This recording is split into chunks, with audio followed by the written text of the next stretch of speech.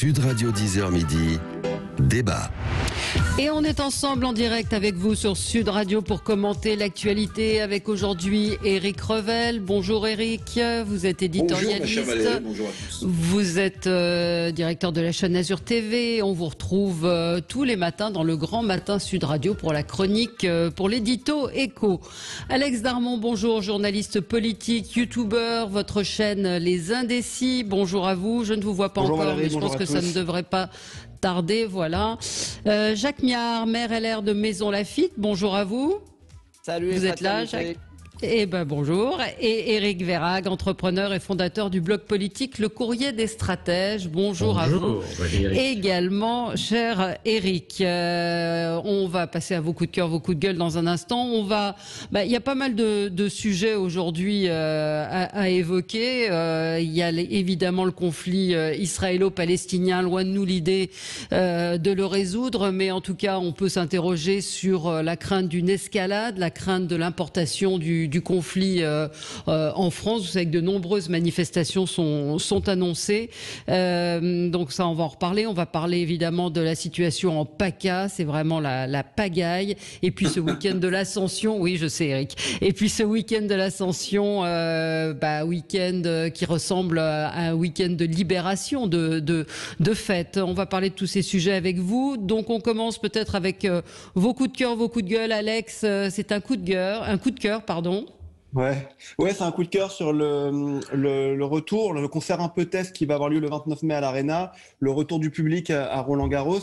Il faut qu'on se réjouisse un petit peu avec ces événements, qu'on se dise qu'il y a un semblant de vie normale qui revient. Moi qui adore aller au stade, j'espère pouvoir, pourquoi pas retourner au stade voir des matchs de football. Je trouve que c'est plutôt le moment de le faire. Ça a été fait dans plusieurs autres pays dans le monde, tester ce genre de système et de dispositif, pour quand même apporter un peu de bonheur aux gens. On voit que dans les autres pays du monde, ça a été essayé, ça a été réussi souvent, de faire en sorte d'organiser des manifestations collectives sans qu'il y ait de contamination générale.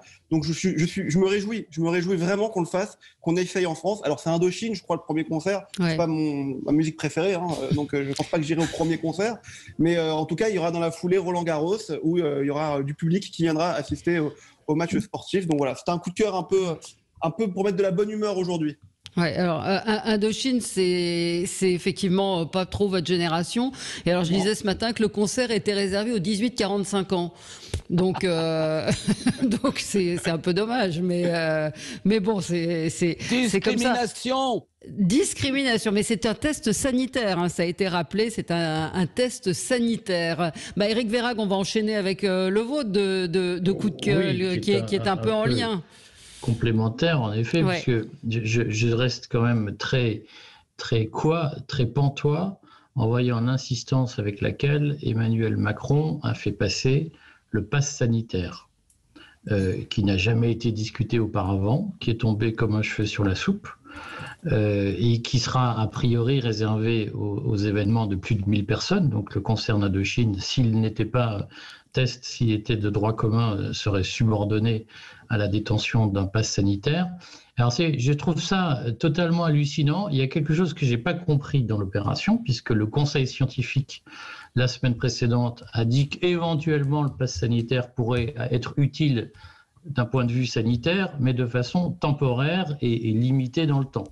Et donc, le conseil scientifique a dit peut-être que ça sert à quelque chose d'un point de vue sanitaire, mais ça ne peut pas aller au-delà de la pandémie immédiate. Donc, ça doit rester ponctuel. Et le gouvernement a quand même tiré au forceps un pass sanitaire qui sera permanent et qui durera bien au-delà de ce que dure la pandémie. Alors là, politiquement, on aurait voulu nous apporter la démonstration que la pandémie est instrumentalisée pour faire passer des mesures liberticides totalement déconnectées de la protection sanitaire des populations. On ne s'y serait pas pris autrement.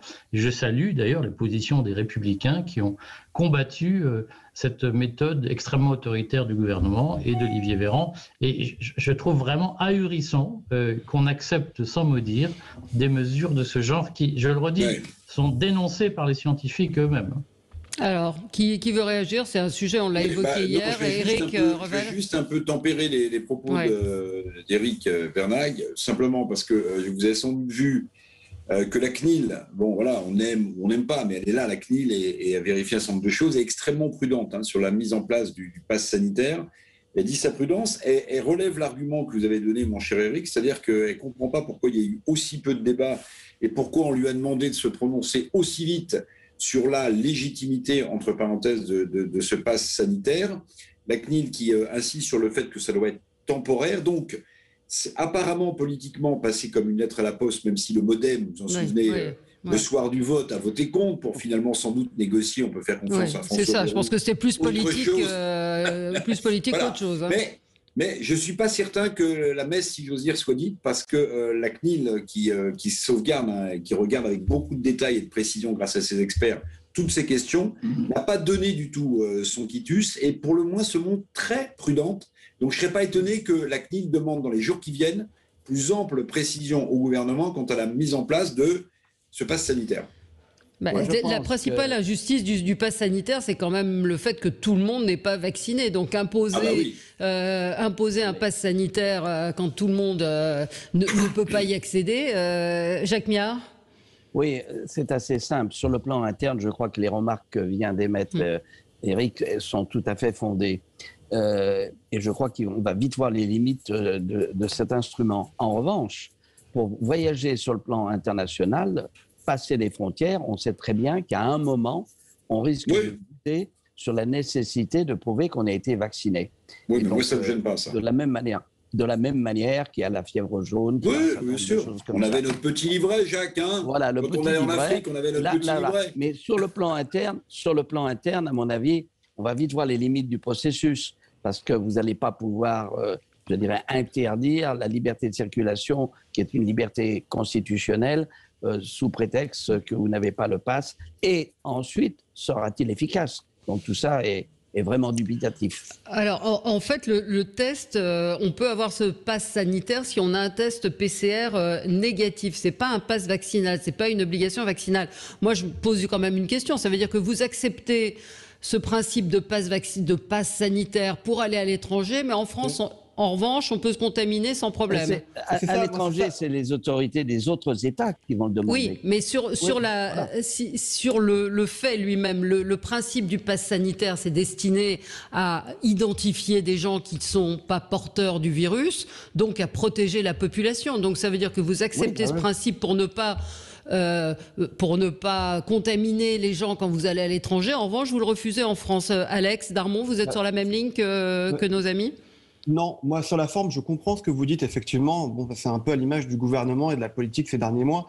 Voilà, on est en état d'urgence sanitaire, on fait passer les choses quelquefois en force et c'est très maladroit. Maintenant sur la forme, sur le fond, il faut qu'on se demande tous ensemble est-ce qu'on veut sortir de cette crise sanitaire, messieurs. Si on veut sortir de cette crise sanitaire, peut-être qu'il faudra passer par un passeport sanitaire comme ça a été fait dans d'autres pays dans le monde, pour éviter les lieux de contamination, les lieux globaux de contamination, que ce soit dans les concerts, dans les restaurants. C'est très désagréable, j'en conviens. C'est très désagréable de devoir montrer un passeport sanitaire. Mais si ça nous permet de sortir plus vite de la crise et d'installer une régularité et une rigueur commune, moi, une condition, c'est que tout le monde soit vacciné. Oui, ou d'avoir un test PCR négatif. Donc, si vous voulez aller... Oui. Mais il vaut pour combien de temps, le test négatif ? C'est ça le problème. Ça veut dire, Jacques Miard, dans ces cas-là, si on doit attendre que tout le monde est vacciné, on ouvre les restaurants quand tout le monde sera vacciné. Oui, mais à mon avis, on peut aller crescendo. Et en réalité, tout est dans la vaccination. Je crois qu'on va avoir des difficultés à l'appliquer, ce pass sanitaire. Il n'en reste pas moins que lorsqu'on aura... Et c'est prévu en fin d'année, puisque Pfizer annonce un traitement anti-Covid en fin d'année. En réalité, les traitements anti-Covid, qui coûteront beaucoup moins cher que les vaccins, rendront inutile la vaccination. Et donc, ce blabla de la vaccination obligatoire, c'est une opération de propagande que je trouve insupportable, parce qu'en réalité, dès lors qu'il y aura des traitements pour soigner le Covid comme une simple grippe, nous ne parlerons plus de vaccination obligatoire. Oui. Et ces mesures permanentes... Aujourd'hui, c'est quoi Éric Vérac, on en est où aujourd'hui ? C'est quoi aujourd'hui ? Qu'est-ce qui a sauvé, entre guillemets... Si vous parlez tous en même temps, je ne peux pas répondre. Oui, non, mais vous semblez dire, vaut mieux pas se faire vacciner, attendons des médicaments pour soigner. Qu'est-ce qu'il y a comme médicaments aujourd'hui, Éric ? Alors, attendez, d'abord... je ne veux pas rentrer dans ce débat. Non. Je dis juste que la commission, je sais votre sensibilité sur ce sujet, Valérie. Et la vôtre, vous en êtes un autre. Moi, je suis un vieux matou sur son radiateur qui regarde les esprits s'esbaudir sur des choses qui sont parfois anodines. Je remarque que la Commission européenne vient de publier, personne ne l'a signalé, sauf moi, dans le courrier des stratèges, sa stratégie pour le développement d'un traitement anti-Covid, complémentaire à la vaccination, mais ça fait partie de la langue de bois habituelle, qui annonce des investissements dès le mois de juin pour soutenir des laboratoires et la production de traitements anti-Covid dès la fin de l'année. Pfizer annonce son traitement anti-Covid dès la fin de l'année. Donc ce n'est pas de l'utopie. Il est complémentaire. Oui, mais la question est de savoir pourquoi on a fait passer la vaccination avant la recherche de traitement anti-Covid. Parce que ça rapporte de l'argent au laboratoire. Bon, on va pas repartir sur ce... Ouais. Oui, on est d'accord. C'est une stratégie industrielle. Il faut quand même reconnaître... Pour une fois, je serais presque d'accord avec Macron quand il salue le génie humain qui a réussi à trouver quand même des vaccins. Donc ensuite, est-ce qu'on va passer au stade de l'anti-Covid comme on se fait piquer contre la grippe? Dont acte, mais pour l'instant, on n'y est pas. Ouais, et puis surtout, excusez-moi Valérie, juste une chose, c'est que les vaccins aujourd'hui, ok, ça coûte de l'argent, mais pour les Français, c'est gratuit et il faut encourager les gens à les faire vacciner. Ils le payent dans leurs impôts. Gratuit, on le paye dans nos impôts. Mais d'accord, mais allez dans d'autres pays. Il faut arrêter ces fake news selon laquelle la santé serait gratuite. Et Eric, c'est pas une fake news. Si, ça coûte 250 milliards par an. D'accord, mais 5 fois le budget de l'éducation. Mais aller à Copenhague, c'est 600 € le vaccin et ils payent aussi des impôts. Donc vous payez non seulement les impôts, mais en plus les tests, pas le vaccin, les tests, pardon. Dans certains pays, il faut quand même payer les tests. En Espagne aussi, je crois, vous payez les tests et vous payez aussi des impôts. Donc oui, la santé n'est pas gratuite, mais néanmoins, il y a un accès. Ben oui, c'est l'État qui paye, mais si vous le sapeur camembert, il faut demander moins aux contribuables et plus à l'État, c'est ça? Voilà, c'est ça. Allez, on se retrouve dans un tout petit instant, c'est l'heure des infos et nous on se retrouve pour commenter l'actualité, finir notre tour de table. Des coups de cœur et des coups de gueule, à tout de suite.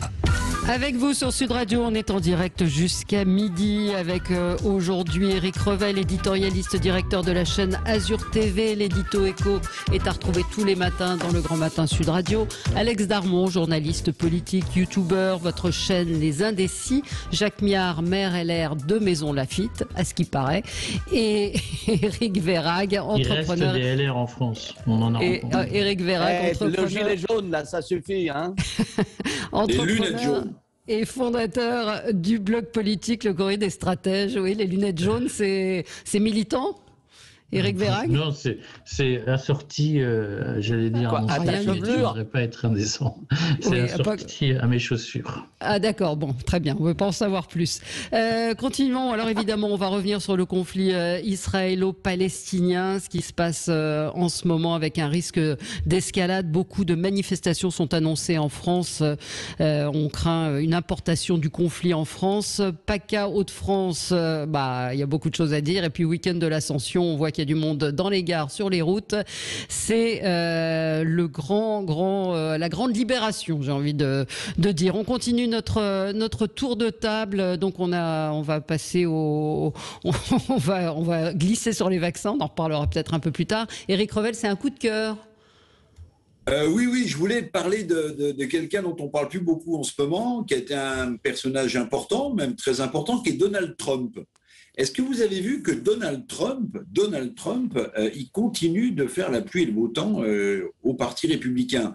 On avait dit que les républicains n'en voulaient plus aux États-Unis, qu'ils tournaient la page. Et en fait, non seulement il est très présent, mais il a réussi, me semble-t-il, un tour de force, Donald Trump. Alors, pas de récupérer ses comptes Facebook et ses comptes Instagram, puisqu'il est banni, au nom d'ailleurs de quoi? Puisque la liberté d'expression, qu'on soit président des États-Unis ou simple citoyen, c'est de pouvoir utiliser les réseaux sociaux. Mais enfin, je mets ça de côté. Il a réussi à faire virer Liz Cheney. Alors Cheney, ça vous dira quelque chose, c'est la fille de l'ancien vice-président Dick Cheney. Elle était à la Chambre des représentants dans la hiérarchie du Parti républicain, troisième, Madame Liz Cheney, fille de Monsieur Dick Cheney.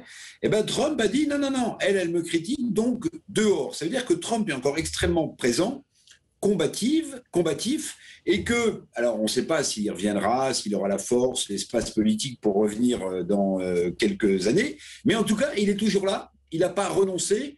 Alors, je ne sais pas si c'est un coup de cœur ou un coup de gueule, ça dépendra de quel côté on se place, mais je trouve ça important parce que les médias me disent « ouais, Trump, c'est fini ». Le Trumpisme, d'ailleurs, va-t-il survivre à Trump ? Il n'y a même pas besoin de se poser la question parce que Trump est toujours là. Voilà. Oui, et en Floride aussi, je crois qu'il a un candidat qui est. Oui, mais alors là, Liz Cheney, je crois qu'elle est du Wyoming, qui est un État dans l'ouest des États-Unis, mais c'est un État ultra conservateur et Trump a pris le risque, en fait, de la ridiculiser parce qu'elle-même avait humilié Trump. Ce qui prouve en politique, n'est-ce pas Valérie, ce qui prouve qu'en politique, tant qu'on n'est pas au Père-Lachaise, on n'est jamais mort.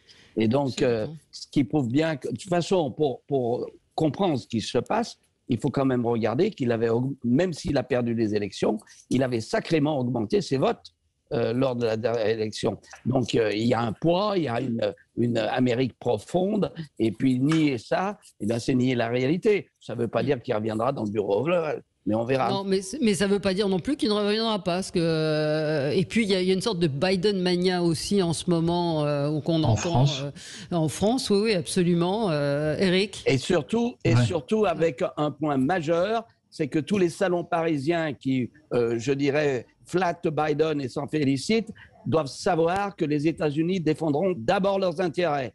Ça, on oublie un peu trop. S'il y a une Biden-mania en France, c'est aussi, mais c'est aussi indirectement de la faute de Trump. Pourquoi ? Parce que Trump s'est tellement moqué, a tellement humilié Joe Biden, qui dormait, Sleeping Joe, etc., qui était capable de rien faire d'après Trump. Le peu ou ce qu'il fait aujourd'hui donne l'impression qu'il est extrêmement vigoureux et très présent au pouvoir.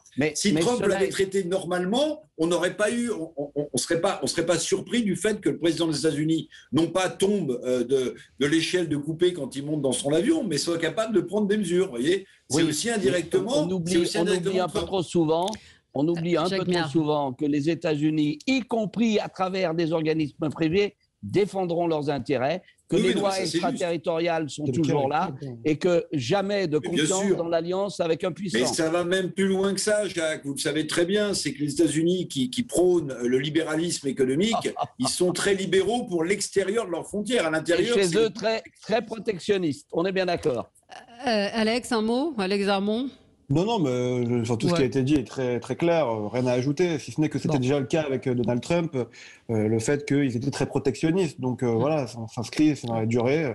Joe Biden, je pense, à mon sens, n'a pas encore mis sa marque sur son mandat. Il reste 3 ans et demi, et ça va arriver très vite. Et d'ailleurs, on le voit, on va parler dans quelques minutes, que même sur le conflit israélo-palestinien, il n'y a pas de marque Biden. Enfin, mais vous avez vu comment sur l'histoire des brevets des vaccins, l'histoire des brevets des vaccins, il a à peu de frais repris le leadership sur la diplomatie mondiale en forçant les Européens à donner leur avis. Et les Américains, qui sont quand même des businessmen dans l'âme, Pfizer a enregistré des profits comme jamais Pfizer en avait enregistré. Aujourd'hui, Biden dit « Non mais attendez, on va donner les brevets aux pays les plus pauvres. » Oui, sauf que ce qu'il faudrait, c'est que les États-Unis déstockent les dizaines de millions de doses de Pfizer qu'ils ont sur leur sol avant de parler de lever les brevets. Mais là, Joe Biden a réussi un coup diplomatique formidable. Il a mis tout le monde dans sa poche. Ça coûte rien aux États-Unis de dire ça. Et les Européens, ils apparaissent comme les vilains petits canards noirs. Je trouve ça drôle. Voilà. Alors, on va finir notre tour de table. Jacques Méard, je vais vous donner la parole. Moi, ce qui va dans votre sens, ce matin, on a appris, ou hier, que Benjamin Griveaux démissionnait de son mandat de son mandat de député pour se lancer dans un cabinet de conseil dans le privé. Il n'y aura pas d'élection partielle parce qu'il a bien choisi son moment et qu'il ne peut pas y avoir d'élection partielle. C'était Brune Poirson il y a quelques semaines. C'est quoi ces ministres, ces anciens ministres, ces politiques qui, une fois qu'ils ont croqué dans le gâteau, finalement, ça les intéresse plus. Le privé est plus attrayant et en plus, il y a de la petite magouille politicienne qui leur permet de partir sans déstabiliser trop leur élection ou leur famille. Jacques Méard ? Oui, alors pour Griveaux, on va passer parce que ça ne mérite même pas qu'on mentionne tellement il a été stupide et ridicule. Mais en réalité, moi, je vais filer un coup de gueule parce que effectivement, je suis frappé par l'incohérence, je dis bien l'incohérence, de ces élections régionales, que ce soit en PACA, je le dis comme je le pense, je suis LR, mais franchement, Muselier s'est pris les pieds dans le tapis. Deuxièmement, vous avez par exemple Poulevard qui se fait tailler des croupières dans son propre camp. Vous avez un ministre qui surordre, alors qu'il prétend qu'il était un homme libre, comme Dupond-Moretti, qui monte au créneau juste pour essayer de déstabiliser le système. Franchement, est-ce que toutes ces actions, les unes derrière les autres, et je les mets tout dans le même sac, vont réconcilier les Français avec les élections? Ces élections régionales sont importantes. Or, on assiste aujourd'hui à des batailles, non seulement d'ego, mais surtout des batailles, des espèces de, je dirais, des décisions, des alliances contre nature, où ce qui est vrai d'un côté n'est pas vrai de l'autre. Il faut cesser ce genre de choses. Moi, je suis LR. Quand on se bat pour ses convictions, on va jusqu'au bout. Et on ne fait pas des têtes à queue en permanence de cette manière. Donc, j'ai été scandalisé par l'attitude d'un ami qui est Muselier, scandalisé par le fait que des gens se tirent dans les pattes alors qu'ils sont à gauche, ils devraient être un peu cohérents et comprendre que ce sont des batailles sur lesquelles il faut de la clarté. Et quant à Dupond-Moretti, alors là, franchement, l'homme libre qui a sur oukase de Jupiter avale son chapeau et va se mettre dans la mêlée, il va prendre une belle raclée et ce sera bien fait. Et Muselier aussi. Muselier, c'est du même propos. C'est véritablement. Moi, je suis. Jacques, tu dois quand même avoir des grands moments de solitude chez Éric LR, Verhaeghe. Si tu es attaché à la sincérité de l'engagement. La solitude, c'est le pain d'effort. La solitude, c'est de se battre pour ses convictions. Ouais, mais enfin, reconnais que LR n'a pas brillé depuis 15 ans. On ne fait pas des têtes à queue en permanence de cette manière. Donc moi, je comprends les Français qui vont dire vous nous emmerdez, on va chez soi. Oui, on reste chez soi ou on va voter pour vous emmerder, pardon du mot. C'est pas la peine de voir où ça va se terminer en PACA. Hein. Allez, on va marquer une petite pause et on est avec vous en direct sur Sud Radio. On se retrouve dans un instant et on va revenir sur ces tripatouillages, cette petite cuisine sur des petits feux de la politique française qui fait pas très très envie, ça c'est sûr. À tout de suite. Avec vous sur Sud Radio, on est ensemble pour le 10h midi. On est avec vous pour débattre et commenter l'actualité avec Jacques Miard, Éric Revel, Éric Verhaeghe qui est encore là aujourd'hui. Éric Verhaeghe, j'ai dit Jacques Miard, Alex Darmon. Voilà, Alex que j'avais oublié, pardon. Donc petite tambouille politique. Éric Revel, ça faisait partie aussi des sujets que vous aviez envie d'évoquer ce matin sur ce qui se passe en PACA. On l'a évoqué nous avec le sondage IFOP Sud Radio fiducial où Thierry Mariani est donné en tête au premier et au second tour. Ce matin, on voit que Sophie Cluzel, elle est un petit peu le dindon de la farce aussi dans cette histoire. On n'y comprend pas grand-chose. Et ce que disait Jacques Miard, c'est que il y a des chances que l'abstention soit très très forte à cette prochaine élection. On voit aussi ce qui se passe dans les Hauts-de-France avec Dupond-Moretti qui, selon certains, est en train de se ridiculiser. Éric Revel. Dans le Sud, oui, c'est un fiasco total. La grande victime, celle qui prend deux balles dans les pieds et 2 balles dans les genoux, c'est la politique. C'est la politique au sens noble du terme, c'est-à-dire que les électeurs, ils étaient persuadés que le monde nouveau que promettait Macron, c'était pas un monde nouveau. Bon, ça, ils en ont la preuve. C'est la même politique, c'est la même façon de faire de la politique qu'avant. Mais surtout, les électeurs qui déjà mettaient en doute la crédibilité de la parole politique, notamment des gouvernants qui sont les plus loin des territoires, les plus loin des mairies, aujourd'hui, je pense qu'ils sont écœurés. Parce que ces petites tambouilles politiciennes dont les électeurs ne veulent plus, qu'ils soient de gauche ou de droite, ça va se terminer en fiasco. Alors, 2 choses l'une, ou bien on dira c'est un fiasco pour La République En Marche, puisque officiellement, il nous avait expliqué que dans le Sud, s'allier avec Renaud Muselier, c'était faire obstacle à Thierry Mariani et au Rassemblement national. Et dans les sondages, on voit que c'est exactement le contraire qui est en train de se passer. Ou alors on dira, mon Dieu, qui était intelligent, Emmanuel Macron, parce que en déclenchant ce fiasco et peut-être l'élection de Thierry Mariani dans le Sud, pour ne parler que du Sud, il va montrer que le Rassemblement national est en position d'exercer le pouvoir. Et dans son face-à-face qu'il veut, qu'il souhaite, il se met à genoux tous les matins pour prier, pour demander ce second tour. il pourra dire, vous voyez, si vous ne voulez pas que ça continue, votez pour moi. Mais je ne pense pas que le calcul politique d'Emmanuel Macron à la base était celui-ci. Comme l'a dit Jacques Millard, il y a un truc mais qui est fondamentalement incompréhensible. Je ne parle même pas de la bouillabaisse marseillaise et de la salade niçoise, hein, qui c'est deux plats bien concoctés, avec l'un vous voyez ce que vous mangez et l'autre pas. Je ne parle même pas de ça. Je parle de ce qu'on dit, envoyons une liste unie dans le Sud pour faire obstacle au Rassemblement national, mais envoyons Dupond-Moretti, non pas pour faire obstacle au Front national, mais pour empêcher Xavier Bertrand de se mettre en orbite éventuellement pour concurrencer Emmanuel Macron. C'est n'importe quoi. C'est totalement illisible. Et là-dedans, une fois de plus, le Français électeur se sent cocu. Au minimum, il s'abstiendra et au maximum, on verra ce qu'il fera. Oui. C'est tout à fait ça. C'est l'incohérence. Alors, vous savez, je vais vous dire une chose. En politique, on peut perdre. Mais quand on perd sur ses couleurs, sa conviction et sa cohérence, parce que la politique, c'est une politique à long terme. Ce n'est pas des coups. Or, Macron et d'autres, ils essayent de faire des coups. Et bien, les coups, il y a un moment, ça rate et ça va leur revenir en boomerang. Alex Darmon? Non, j'entends tout ce qui est dit. Hein. En fait, ce à quoi on assiste depuis maintenant quelques années, c'est une recomposition politique. Je suis désolé, Jacques Millard, vous êtes chez LR. Mais si, en quelque sorte, à chaque élection, c'est la même, comme vous parlez, la même tambouille, la même organisation. On essaie de faire des... Vous vous trompez. On reviendra vers un dialogue gauche-droite. Peut-être que je me trompe. En tout cas, moi, c'est le sentiment que j'en ai. Et puis, sur ces élections régionales, oui, les Français en ont marre. D'abord, moi, ce qui m'amuse, c'est quand on dit que la démocratie ne fonctionne pas en France. Et je ne crois pas qu'il y ait un pays dans le monde où on vote autant.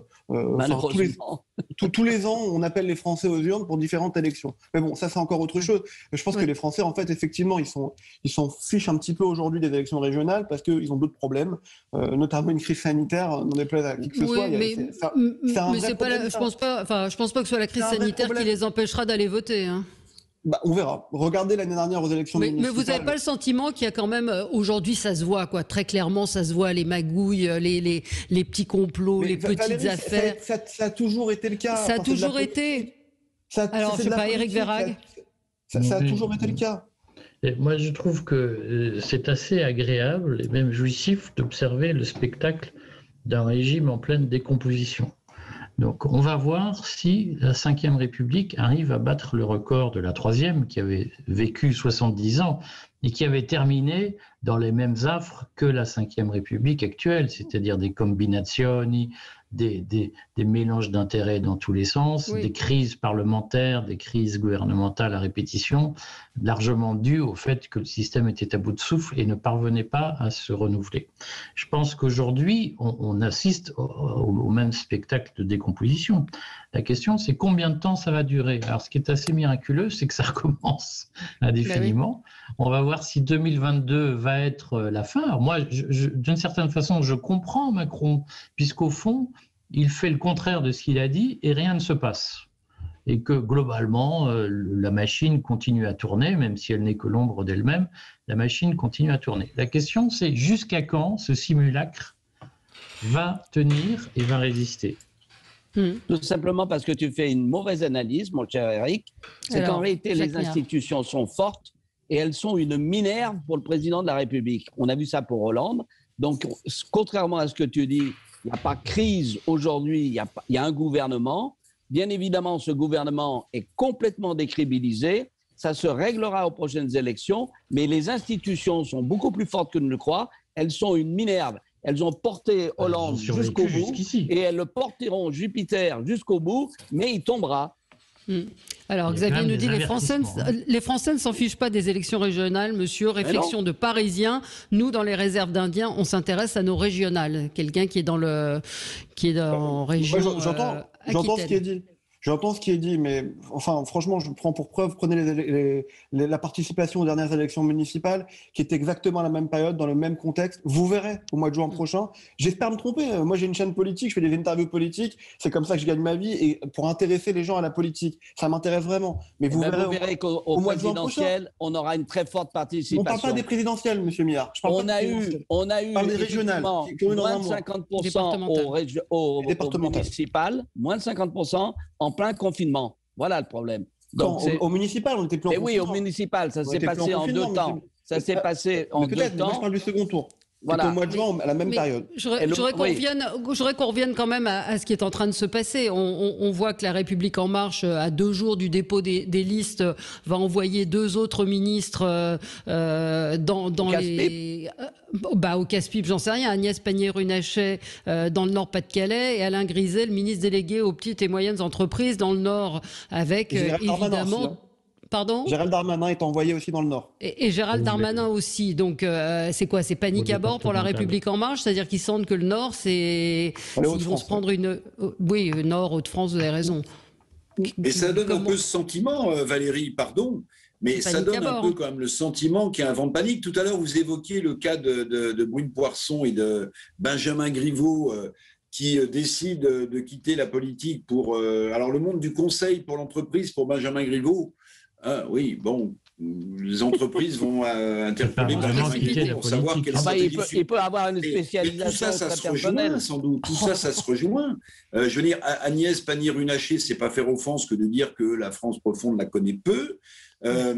Monsieur Griset, ministre des PME, c'est pas lui faire offense que dire que la France profonde le connaît peu. Moi, ça me donne l'impression, bout à bout de tout ce qu'on vient de dire, ceux qui partent dans le privé, ceux qui surcommandent vont exposer leur corps aux flèches politiques, ça donne un peu une impression de vent de panique quand même à La République En Marche. Oui, je pense que c'est très clair. Enfin, moi, ça me saute aux yeux. Le député Les Républicains du Pas-de-Calais, Pierre-Henri Dumont, a dit à ce rythme-là, ce n'est plus du parachutage, mais une opération commando. Parce qu'effectivement, on a évoqué Gérald Darmanin dans le canton de Tourcoing. Il y a aussi Brigitte Bourguignon qui, elle, se présente à Dèvres. Ils sont parachutés sans parachute, c'est ça ? Bah oui, non, mais... Un parachutage. Il faut préciser que ce n'est pas vraiment des parachutages. Darmanin vient de Tourcoing. Oui, il y a le Roubaix. Griset est lillois. Bourguignon est du Pas-de-Calais. Donc, ces gens-là ont une légitimité à se présenter. Ce n'est pas vraiment du parachutage. Pannier-Runacher, c'est beaucoup plus discutable. Mais ça n'ira pas plus loin. Éric Vérac, c'est panique à bord quand même à La République En Marche dans ce qui concerne les Hauts-de-France. Je pense que Macron a une stratégie qui devient claire, c'est-à-dire qu'il veut être le candidat de la droite, il veut être le candidat de LR en 2022. Et qu'il fait tout pour torpiller ceux qui pourraient lui faire obstacle, et probablement qu'il a identifié qu'aujourd'hui la principale menace vient de Xavier Bertrand, qui est parvenu quand même, lui aussi, si vous voulez, à retourner en sa faveur, il faut le dire. Mélenchon, qui a bloqué une liste d'union de la gauche qui était susceptible de le faire perdre. Donc Bertrand est parvenu quand même à ménager une espèce de paix satisfaisante avec la gauche pour éviter d'être menacé à sa gauche. Donc... et c'est donc pas un perdreau de l'année non plus. D'ailleurs, c'est un ami de Jacques Millard. Affirmatif. Mais on voit bien que dans ce calcul compliqué, Macron se dit que s'il veut avoir une chance de ne pas être complètement hollandisé et donc une chance de pouvoir se présenter, il ne faut pas qu'il ait une menace sur sa droite qui s'appellerait par exemple Xavier Bertrand et qui risquerait de promettre un ballottage très défavorable avec Marine Le Pen. Éric Vernac, sauf que Xavier Bertrand, il est dans une position aujourd'hui de citadelle assiégée. Je m'explique. On voit bien l'acharnement d'Emmanuel Macron à vouloir le diminuer, l'affaiblir dans les Hauts-de-France. Très bien, il envoie des cartes rondes politiques aguerries pour croiser le fer avec lui. Mais si Bertrand perd, très bien, il arrête la politique. Mais s'il s'en sort seul face contre tous, alors, ça devient un vrai tremplin pour lui. Ouais. Et comme d'habitude, Emmanuel Macron joue un coup de poker. S'il gagne, il gagne gros. Mais s'il perd, il perd gros. Et à ce petit jeu-là, le risque qu'il prend quand même, c'est que Xavier Bertrand soit renforcé dans les Hauts-de-France, seul contre tous, et que ce qui devait être un hachoir pour lui devient un tremplin national. Ce qui est la chance de Xavier Bertrand, qui ne brille pas par les idées et par le charisme. Donc sa chance est en effet que Macron est en train de le mettre en épingle. Oui, de s'acharner contre lui et de le monter au pinacle en réalité. Et c'est la raison pour laquelle on va rentrer dans un phénomène qui s'appelle tout sauf Macron et que le boomerang est en route. Ah, tout de suite, on continue notre débat. Dans un instant, on va parler également de la situation entre Israël et la Palestine, risque d'embrasement, que peut faire la communauté internationale, et puis le risque en France avec toutes ces manifestations de soutien à la Palestine qui sont en train d'être organisées. À tout de suite sur Sud Radio. Avec vous sur Sud Radio, on est en direct jusqu'à midi. Nous commentons l'actualité avec vous, une actualité évidemment marquée par ce qui se passe au Proche-Orient, avec une pluie de roquettes qui s'abat sur Israël, avec Israël qui évidemment répond. Et également, on voit que c'est un conflit à très très haut risque, avec une communauté internationale relativement silencieuse pour le moment. L'ONU c'est l'émissaire de l'ONU qui a alerté. On pourrait être émissaire de l'ONU tous, puisqu'il a dit que on risquait de se diriger vers une guerre à grande échelle. C'est assez prévisible. 1500 roquettes tirées depuis lundi par le Hamas, 67 morts à Gaza, 7 décès en Israël, et puis l'appel à manifester un petit peu partout dans le monde. Alors, débat toujours très compliqué. Essayons de ne pas être manichéen, mais en tout cas, c'est une situation qui inquiète, parce qu'évidemment, ça menace aussi un certain nombre, l'équilibre du monde, même si ça paraît être une banalité. Éric Verhaeghe, sur ce sujet, oui, sur ce qui se passe. C'est évidemment un sujet sur lequel on n'a pas le droit de tout dire, puisque c'est très contrôlé, notamment par la loi. Donc, je vais m'empresser de ne pas dire, mais que j'ai pensé très fort. En réalité, il y a, de mon point de vue, deux déterminants, puisque de fait, ça faisait au moins... alors, je vais le prendre en 3 points. D'abord, je ne suis pas d'accord avec la formulation de la question, qui dit est-ce qu'on risque de voir une importation du conflit. Ça fait 6 ans... Je suis d'accord avec vous. Ça fait 6 ans ou 7 ans que nous importons la stratégie de l'Arabie Saoudite et d'Israël de financer des mouvements extrémistes musulmans qui viennent faire des attentats chez nous. Donc le fait que finalement on élimine la question de la Syrie, qui n'est plus un problème maintenant, et qu'on revienne au conflit israélo-palestinien, l'avantage de ce conflit, c'est qu'il s'est toujours beaucoup moins déroulé sur notre territoire que l'affirmation des autres mouvements islamistes, et qu'on a vu notamment ces 10 dernières années à travers en partie le soutien que Donald Trump a apporté à l'Arabie Saoudite, qui a permis de neutraliser le conflit israélo-palestinien. Je note, deuxième point, que la version de la stratégie de Joe Biden, qui consiste d'une façon ou d'une autre à minorer le rôle de Mohamed Ben Salman et à remettre l'Arabie Saoudite à sa juste place, fait que tout à coup, le conflit israélo-palestinien redevient important. Donc, je pense que l'erreur dans ce dossier serait de croire que ces choses-là viennent spontanément. Je pense qu'elles font partie d'une bataille menée dans une grande guerre géostratégique dont les tenants et les aboutissants nous échappent très largement. Et troisième point, il faut reconnaître quand même que les Israéliens vont très loin dans la provocation. Entre les expropriations en masse en Jérusalem-Est de Palestiniens qui sont une provocation, et la scène qui a eu lieu le 11 mai, dont on ne parle pas dans la presse française, qui a été l'attaque en règle de la mosquée El-Aqsa en pleine prière de Ramadan par des militaires sur des civils, est quand même une aberration. Enfin, on n'imagine pas qu'en France, les populations resteraient sereines si une église était attaquée un soir de Noël ou un soir de Pâques par des troupes armées ou par des civils non chrétiens. C'est ce qui s'est passé à Jérusalem. Donc quand on sème le vent, il ne faut pas être étonné de récolter la tempête. Alors, qui veut Alex Darmon ? Non, enfin bon, chacun son avis. Hein. D'abord, est-ce qu'on parle d'une guerre à grande échelle ? Je suis d'accord avec vous, Eric. On est déjà dans une guerre à grande échelle. Hein. Quand 1000 roquettes tombent en 3 jours sur Tel Aviv, à ciel ouvert, bon, il y a un système qui s'appelle Dôme de fer. On ne dit pas assez. S'il n'y avait pas ce système, il y aurait sans doute plus de victimes israéliennes. Tant mieux. Hein. Parce qu'il faut le dire aussi, des morts d'un côté comme de l'autre, c'est terrible. C'est terrible. Que ce soit côté palestinien ou côté israélien, c'est la guerre et c'est terrible. Et personne...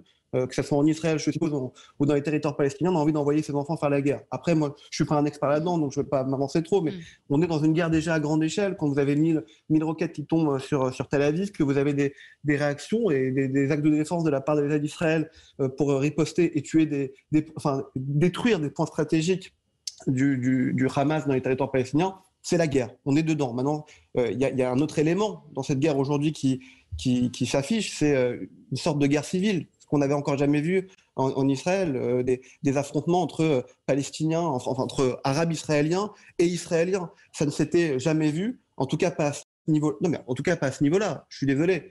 Je vous assure qu'en 1948, il y en a eu massivement. Mais et des déportations de Palestiniens par des Israéliens, il y en a eu massivement. Ça faisait longtemps, ça fait pas longtemps qu'il y a eu des affrontements comme cela, où ce matin vous avez vu l'image de cet homme lynché en plein Jérusalem.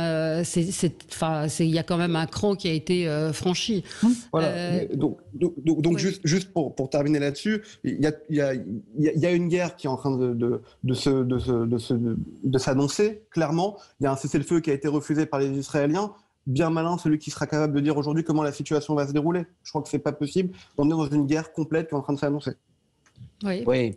Jacques Miard. Oui, rapidement. On a importé aussi en France, on va mettre ça, le conflit israélo-palestinien. C'est évident. Et ça, c'est dramatique par naïveté, par imbécilité. Ça, c'est le premier point. Mais revenons à la question du Proche et du Moyen-Orient. Je crois qu'aujourd'hui, Israël a parfaitement le droit de vivre en sécurité. Ça, c'est évident. Et ça, nous l'avons toujours dit. Deuxièmement, et là, je suis d'accord avec Eric, la question, l'encouragement, et ça, c'est les résultats de la politique de Trump, l'encouragement qui ont été donnés à Israël, notamment en matière de colonies, a abouti à des choses assez inadmissible lorsque des Palestiniens qui vivent à Jérusalem depuis des décennies sont expulsés, etc. Je peux vous dire, bon. Et donc, on a enclenché. Et donc, si on ne revient pas rapidement à ce qui, à mon avis, est la seule solution, même si c'est très difficile aujourd'hui en raison de la colonisation, à deux États qui pourraient vivre un peu en harmonie, souhaitons-le, on est parti pour des guerres qui vont durer très, très longtemps. Et derrière, il y a l'enjeu démographique. L'enjeu démographique. Et c'est là, moi j'ai toujours dit, je me souviens, à la Commission des Affaires étrangères, je disais à l'ambassadeur d'Israël, quel qu'il soit, il faut qu'Israël soit reconnu dans le coin comme étant un État du Proche et du Moyen-Orient, et non pas une tête de pont. Parce que c'est dramatique, ça. C'est dramatique. Et donc, aujourd'hui, il va falloir que la communauté internationale, qui est très divisée, il faut le savoir, pèse de tout son poids pour remettre, je dirais, le calme. Mais je crains fort que ça dure, parce que jamais oublier également qu'on est sur des territoires très confinés. C'est l'équivalent de 2-3 départements français. Et que c'est très difficile de mettre en place deux États, mais il n'en demeure pas moins que je ne vois pas comment. Si c'est qu'un seul État, je peux vous dire qu'il y aura à terme, c'est-à-dire c'est la loi israélienne avec une croissance démographique des Palestiniens, ça risque d'être extrêmement difficile pour l'État d'Israël. Oui, Éric Revel. Moi, je voudrais quand même revenir à la question du début, c'est-à-dire est-ce que ce conflit historique, ancien, aux ramifications multiples, peut être importé en France. Enfin, il l'était déjà, Éric a raison, mais c'est quand je dis importé, c'est... Oui, mais attendez, moi je voulais revenir sur... C'est s'intensifier. Exactement. Moi je voulais revenir sur un événement qui s'est produit hier, vous l'avez peut-être vu, c'est l'arrestation en plein Paris du président de France-Palestine Solidarité, Bertrand Heilbronn, qui sortait d'un entretien avec Jean-Yves Le Drian, le ministre des Affaires étrangères, et qui a été interpellé, je crois, ligoté, emmené dans un commissariat du 7e arrondissement, au principe, et ça ce serait sur ordre du préfet de police l'allemand, que cet acte aurait été commis, au principe qu'il était dans une manifestation. C'est assez étrange ce qui s'est passé. On est en France, on a un représentant d'une association importante qui est reçu par Jean-Yves Le Drian, et il sort, il est interpellé à sa sortie du ministère des Affaires étrangères. Donc vous voyez qu'on est dans une situation avec un contexte quand même en France qui est très particulier.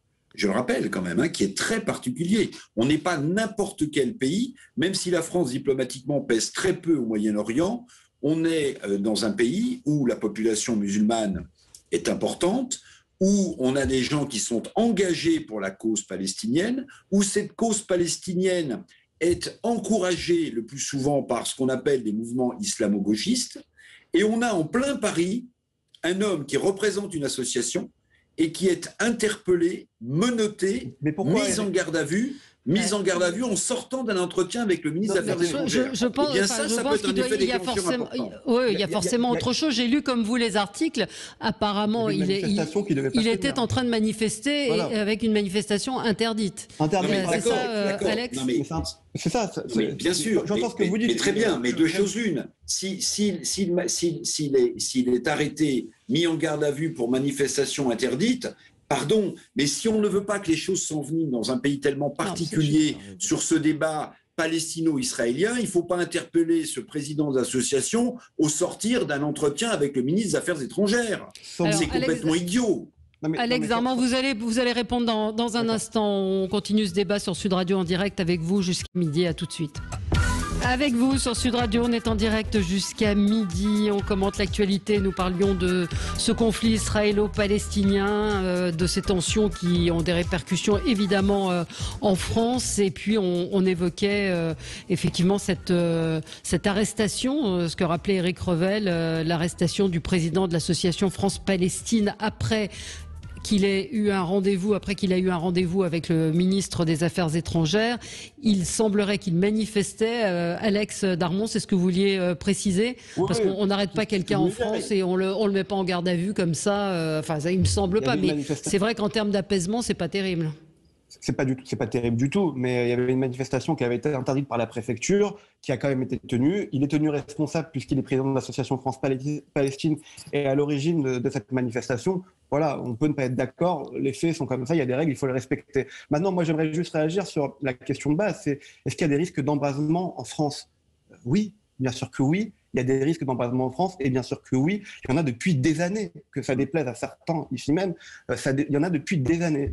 Dès qu'il y a la situation qui s'accélère, qui se tend un peu plus en Israël et dans les territoires palestiniens, ça a un impact direct pour les juifs français. Et c'est pas honteux de le dire, c'est la vérité. Demandez aux juifs français qui vont à la synagogue depuis des années dans les écoles juives, ils sont habitués à voir de la police, à voir des systèmes de sécurité, à voir des militaires devant leur lieu de culte ou devant leurs écoles. Et on le sait, que ça va s'accentuer et s'appuyer avec ce qui se passe. Et d'ailleurs, il y a autre chose. Tout à fait exact. Voilà, et il y a un autre danger, je vais vous dire l'autre danger où il est, c'est que moi, je viens de YouTube, je suis sur YouTube, je suis sur les réseaux sociaux. Oui. Aujourd'hui, vous avez des influenceurs sur les réseaux sociaux qui participent à cela, des influenceurs grand public qui relaient des messages sans connaître et sans être informés de la situation, parce que c'est un conflit où on a toujours manqué d'objectivité et d'information. Et attention, qui est très manichéen, c'est rarement dans la nuance. C'est ça, c'est tellement dur. C'est très dur de s'informer, de connaître la vérité quand on n'est pas sur le territoire. Aujourd'hui, vous avez des lives, vous avez des messages, des stories, des posts Instagram, Twitter qui sont relayés par les influenceurs les plus importants, suivis par les plus jeunes, qui sont aujourd'hui très dangereux. Très dangereux. Mais pourquoi? Mais ils disent quoi, ces posts? Parce que moi, ils disent qu'ils vont que dans le sens du soutien des Palestiniens, que les Juifs, et non pas les Israéliens, il n'y a jamais de distinction qui sont faites, tuent des enfants palestiniens.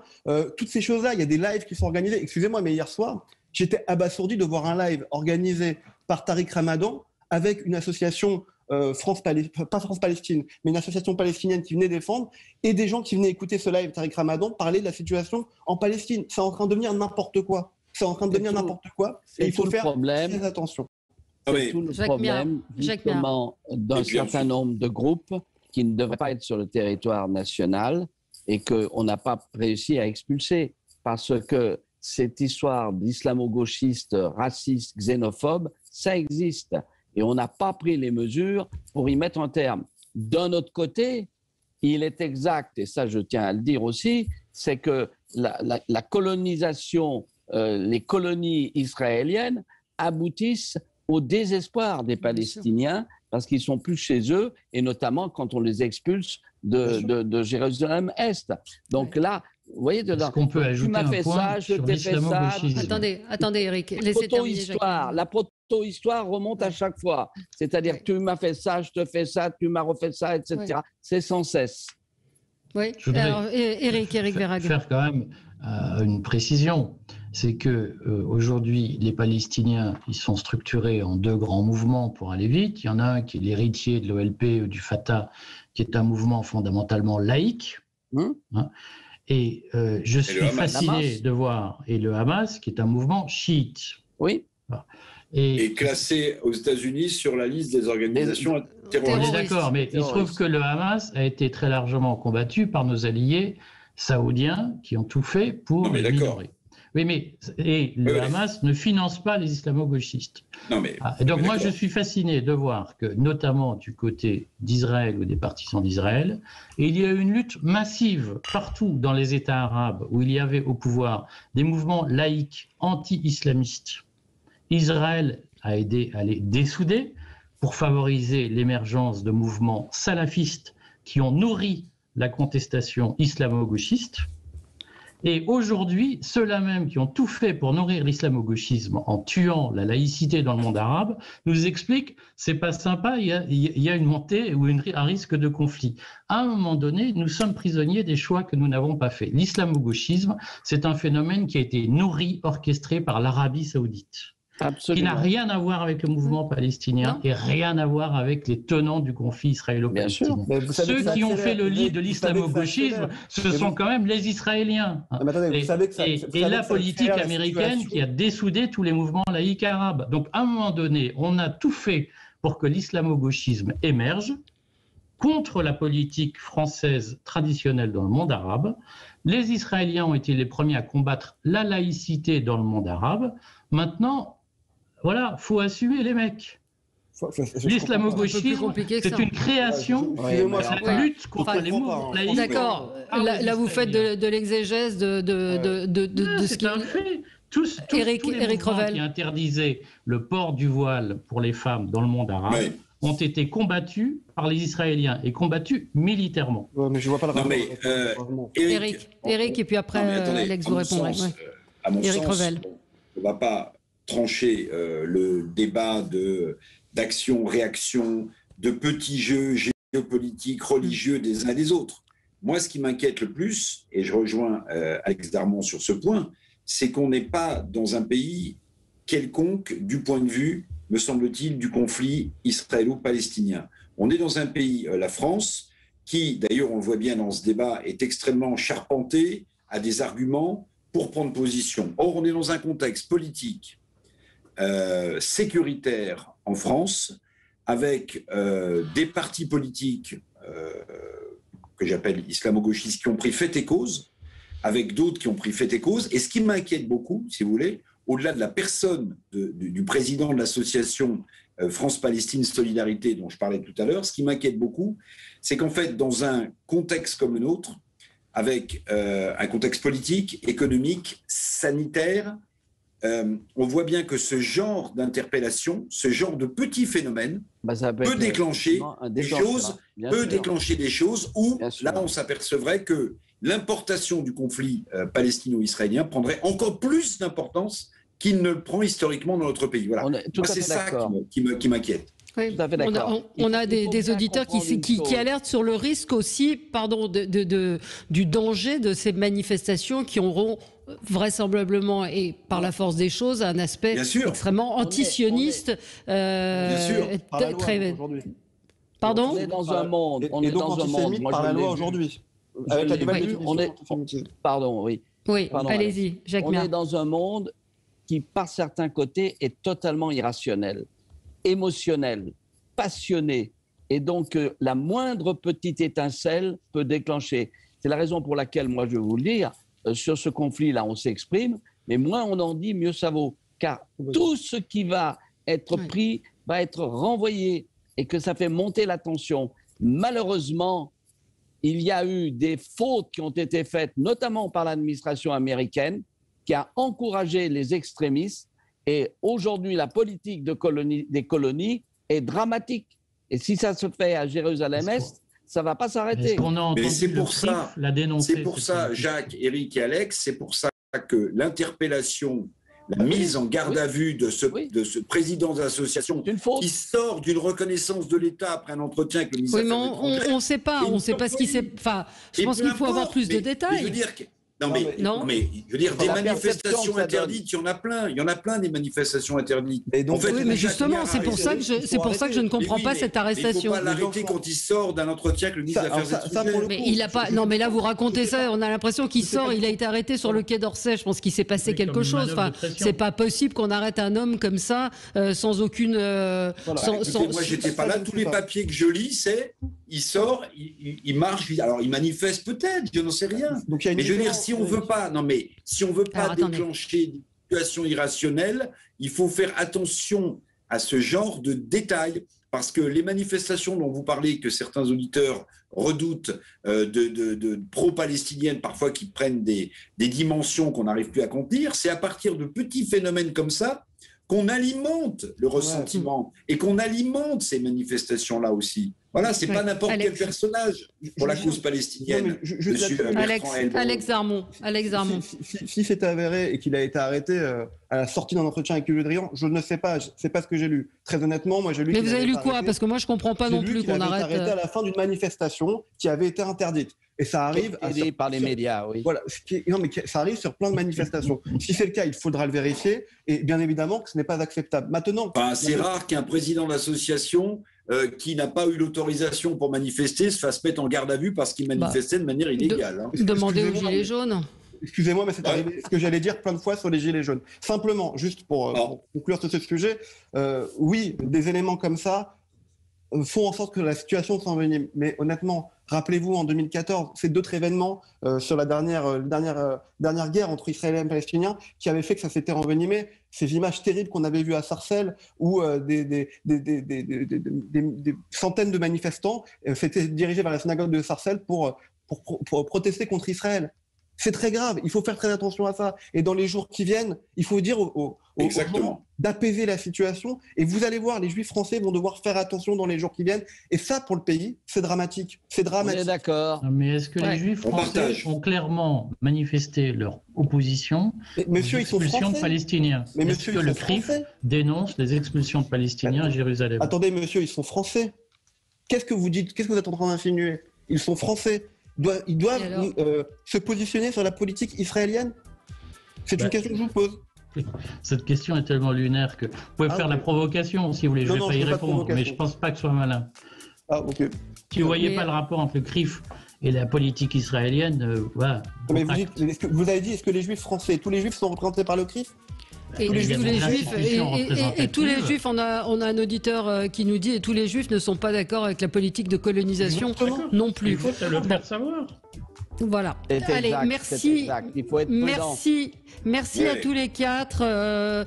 J'allais dire bon jeudi de l'Ascension. Est-ce que c'est politiquement correct de dire une chose comme ça? Nous sommes quand même le jeudi de l'Ascension. Je vous le dis. Pardon? Je veux dire, malheureusement, ce conflit, il va durer. Oui, absolument. Merci à vous, merci à tous les quatre. Très bonne journée à l'écoute de Sud Radio. On se retrouve demain en direct pour d'autres débats. Très bonne journée.